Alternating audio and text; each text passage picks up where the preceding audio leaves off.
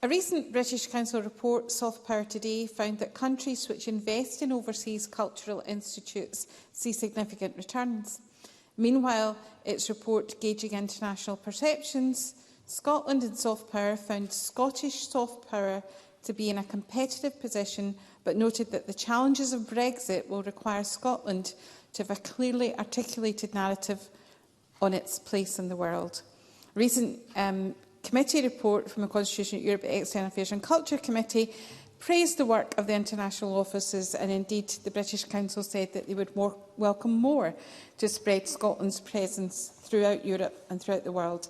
On this Europe Day, does the Cabinet Secretary recognise this vital work going forward as we seek to maintain our relationship with Europe and to align with them? Cabinet Secretary.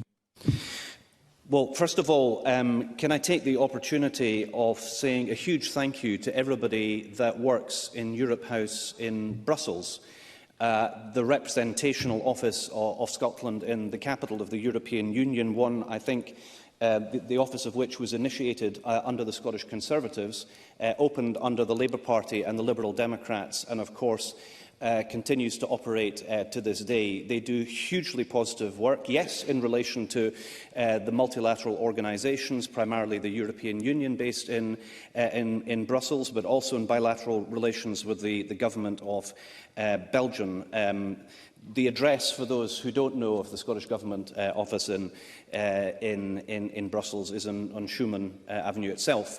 So there's a nice circularity in our proceedings this afternoon about all of that. In terms of the challenge that Brexit has brought, in particular on the cultural front, this is something that is regularly raised by our culture and arts scene about the great difficulty that those of our artists who wish to tour can undertake elsewhere in Europe. We continue to press the UK government to seek changes, but the European Union has made absolutely clear to have free movement of people, so our cultural and our artistic community can travel and perform across Europe, is something that is only possible if one accepts free movement of people. The UK government is not prepared to do that. We'll continue to press for that, and in the meantime, the likes of Scotland House in Brussels will not only be working on optimal relations with the European Union, but also host a wide range of cultural events as well.